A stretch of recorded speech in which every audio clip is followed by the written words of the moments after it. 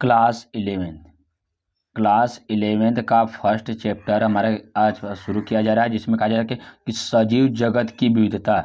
कहा जाता है कि सजीव जगत की विविधता, सजीव मतलब क्या, सजीव और निर्जीव। देखिए, सजीव जगत ऐसे प्राणी जो हमें कहता है जीवन यापन करते रहते हैं, हमें कहता है सजीव होते हैं, उसके बीच में किस प्रकार की विविधताएं होती है, किस प्रकार के अंतर होता है, इसी के बारे में इस चैप्टर में अध्ययन किया जाएगा। कहा जा रहा है कि जीव जगत में सजीव एवं निर्जीव दोनों प्रकार की वस्तुएं उपस्थित है तथा दोनों ही निर्माण तत्वों से मिलकर बने होते हैं। जैसे कहा जाता है कि इसमें हमारे पृथ्वी पर क्या होता है, हमारा तत्व कुछ क्या होते हैं, पदार्थ पाए जाते हैं जो हमारे कहते हैं सजीव तथा निर्जीव दोनों प्रकार की वस्तुओं से मिलकर बने होते हैं।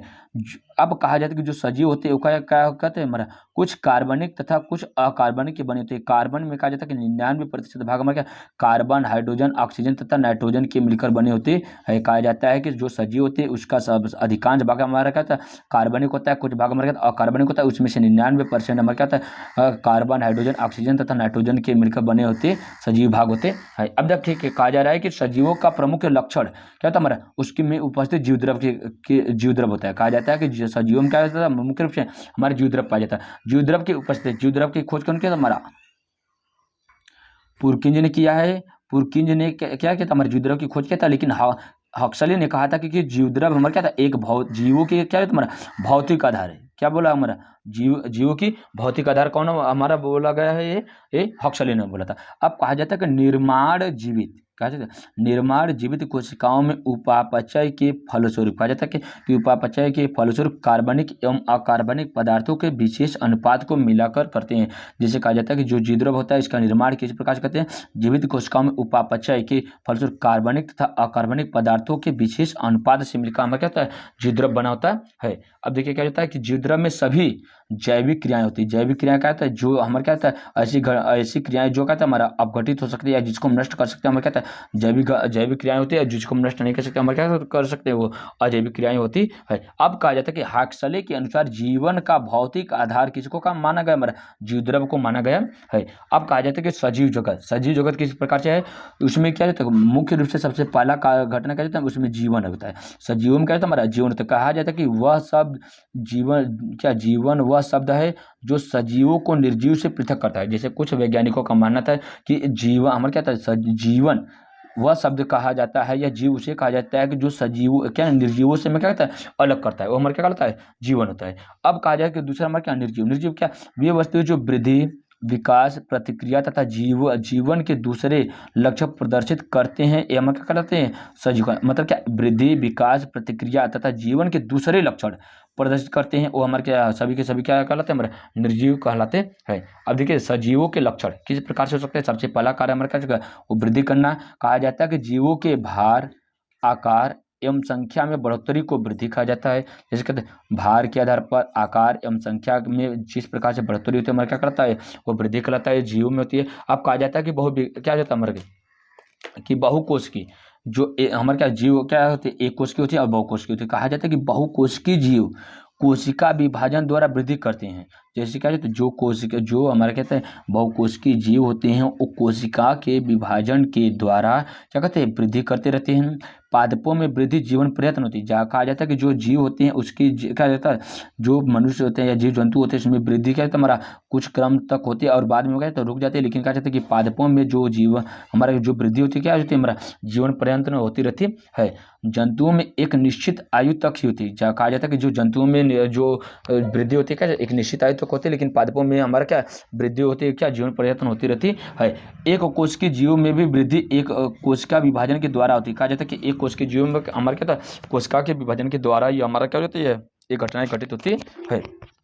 आप कहा जाता है कि मृत जीवों में वृद्धि नहीं होती। कहा जाता है कि मृत जीवों में हमारे क्या होता है वृद्धि नहीं होती है। क्या होता है उसकी वृद्धि रुक जाती है या क्या कहते हैं वृद्धि करने वाले हमारे क्या अंग नष्ट हो जाते हैं।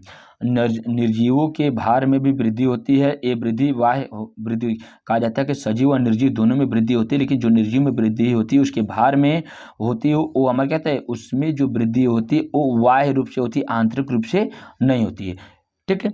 अब देखिए जनन क्या अब दूसरा में क्या एक वृद्धियों का सजीवों का लक्षण दूसरा में क्या जन्म में कहा जाता है कि खच्चर, मधुमक्खी और बाजपन औरत ऐसी होती है जो युगल होती है जिसमें जन्म की क्रियाएं नहीं होती है। बाकी सभी जीव हमारे क्या होता है सभी सजीवों में क्या होता है हमारा जनन की क्रियाएं देखने को मिलता है। अब देखिए क्या हो जाता है, तीसरा नंबर क्या, उपापचय। उपापचय क्या, जीवों के शरीर में ऊर्जा को ग्रहण कर उसका उपयोग करने की क्षमता उपापचय कहलाती है। जैसे कहा जा रहा है कि सजीवों के शरीर में ऊर्जा को ग्रहण करने के लिए, क्या, ऊर्जा को ग्रहण कर उसका उपयोग करने की क्षमता हमारे क्या करती है, उपापचय कहलाती है। अब कहा जाता है कि उपापचय के कारण कहा जाता है कि सरल भोज्य पदार्थों को क्या जाता है हमारा, देखिए उसमें क्या, अब जो उपापचय होता है ये दो घटनाएं होती है, क्या होता है, उपचयन और अपचयन। अब उपचयन में क्या जाता है कि इस सरल भोज्य पदार्थों को जटिल बनाता है। जैसे कहा जाता है कि जो पादप होते हैं उस सरल भोज्य पदार्थों को क्या करते हैं, और जटिल बनाते हैं। जैसे कार्बन डाइऑक्साइड प्लस जल मिलाकर हमारा क्या होता है, ये भोजन निर्माण करते हैं, ग्लूकोज प्लस ऑक्सीजन प्लस जल। ये क्या, ये सरल भोज्य पदार्थों को और जटिल बना रहे हैं, ये हमारे क्या करता है, ये उपचयन। लेकिन अपचयन में क्या जगह यही की घटना क्या जाता है हमारा, उल्टी होती है। कहा जाता है कि ग्लूकोज ऑक्सीजन प्लस जल, ये क्या हमारा जल को क्या कहता है, ये तोड़ तोड़ कर क्या बनता है हमारा, कार्बन डाइऑक्साइड और जल बनाता है। इस क्रिया, एक क्रिया में क्या है, जटिल से क्या जाता है हमारा, जटिल से किधर क्यों चलती है, सरल की ओर चलती है, इसलिए इसको क्या कहता है हमारा, अपचयन की क्रिया कहा जाता है। देखिए कार्बन हाइड्रोजन ऑक्सीजन की सहायता से जटिल कार्बोहाइड्रेट अणु का निर्माण होता है। जैसे कहा जाता है कि कार्बन डाइऑक्साइड प्लस जल से हमारा क्या, ग्लूकोज प्लस जल प्लस ऑक्सीजन बाहर निकलता है। कहा जाता है एक घटना किसमें होती है हमारा, एक कार्बन डाइऑक्साइड अवशोषण कौन करता है हमारा, पादप। तो पादप क्या है, तो सूर्य के प्रकाश की उपस्थिति तथा क्लोरोफिल की प्रेजेंस में क्या कहता है, ये घटनाएं घटित होती है। तो कहा जाता है कि ये हमारा क्या कहता है, अपचयन। अपचयन में ये विघटनकारी प्रक्रियाएं होती है जो जटिल अणु को सरल अणुओं व परमाणुओं में तोड़कर ऊर्जा प्रदान करते हैं। ये हमारे किसमें, तो ये जंतुओं में होती है। वो ऊपर की घटना किसमें, तो हमारे पादपों में होती है। ये हमारे उपचयन और अपचयन की घटनाएं इस प्रकार से घटित होती है। अब देखिए क्या हो जाता है, नेक्स्ट पॉइंट हमारे क्या, संवेदनशीलता व अनुकूलनशीलता। मतलब क्या, तो जो सजीव होते हैं उसमें संवेदनशीलता ही पाई जाती है, कुछ अनुकूलनशीलता पाई जाती है, वो किस मौसम में किस प्रकार से अपने आप को अनुकूलित कर सकते हैं, ऐसे उसमें क्या, तो हमारा वातावरण पाए जाते हैं, या उसमें ऐसे अंग पाए जाते हैं। अब देखिए हमारे क्या, नेक्स्ट कोशिकीय संगठन कहा जाता है कि ये हमारे क्या है, जो सजीव होते हैं उसमें कोशिकीय संगठन होते हैं, संगठन पाए जाते हैं। अब देखिएगा जो हमारा ये आकृति एवं आकार के क्या जाता है, इसका कोई ना कोई आकृति होता है, कोई ना कोई आकार निश्चित होता है। लेकिन हमारे क्या,